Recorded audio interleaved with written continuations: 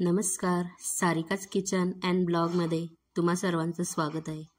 आज आपण बनवणार आहोत तांदळाचे लाडू।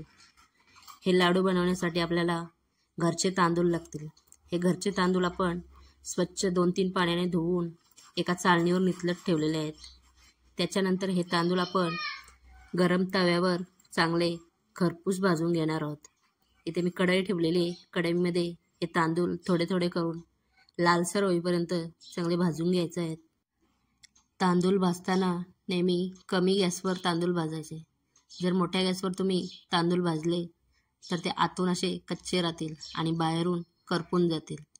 त्याच्यामुळे एकदम कमी गॅसवर हे तांदूळ भाजून घ्यायचे आहेत।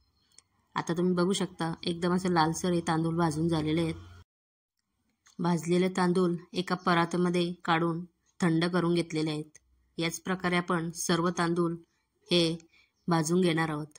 भाजण्यासाठी इथे मी लोखंडाची कढई वापरलेली आहे। इथे एका बाजूला मी गूळ चिरून घेतलेला आहे। हा गूळ आपण या तांदळाच्या पिठामध्ये मिक्स करणार आहोत। इथे चक्कीमधून मी तांदळाचं पीठ रवाल असं दळून आणलेलं आहे, एकदम बारीक नाही। हे पीठ एका टोपामध्ये घेतलेलं आहे। यात आता आपण गूळ मिक्स करून घ्यायचा आहे। पूर्ण गूळ या पिठामध्ये मिक्स केलेला आहे।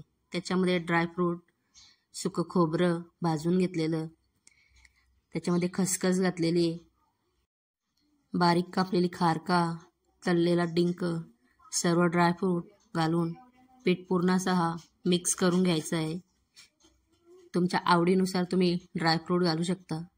हे सर्व मिक्स झालं का याच्यामध्ये आपण इथे मी गरम केलेलं तूप आहे, हे तूप आपण या पिठामध्ये घालणार आहोत आणि पूर्ण असं मिक्स करून घ्यायचं आहे। इथे मी साजूक तूप वापरलेलं आहे। त्याच्यानंतर भाजलेलं सुका खोबरं घालून घ्यायचं आहे। सर्व मिश्रण आता एकत्र करून त्याचे आपण लाडू वळून घेणार आहोत। हे लाडू महिनाभर सहज टिकतात। तुमची आई बनवते का पावसाळ्यामध्ये लाडू? नसेल बनवेत तर ही व्हिडिओ तिला शेअर करा आणि नक्कीच बनवायला सांगा। खूप छान होतात असे तांदळाचे लाडू। आपल्या चॅनलवर जर तुम्ही पहिल्यांदा व्हिडिओ बघत असाल तर आपल्या चॅनलला सबस्क्राईब करा आणि आपला व्हिडिओ आवडत असतील तर व्हिडिओला एक लाईक करा आणि कमेंटसुद्धा करा। याच प्रकारे मी बेसनचे, रव्याचे हे असे 3 प्रकारचे मी लाडू केलेले आहेत। हे पिठाचे लाडू आहेत। त्याच्यानंतर इथे मी हे बेसनचे लाडू बनवलेले आहेत।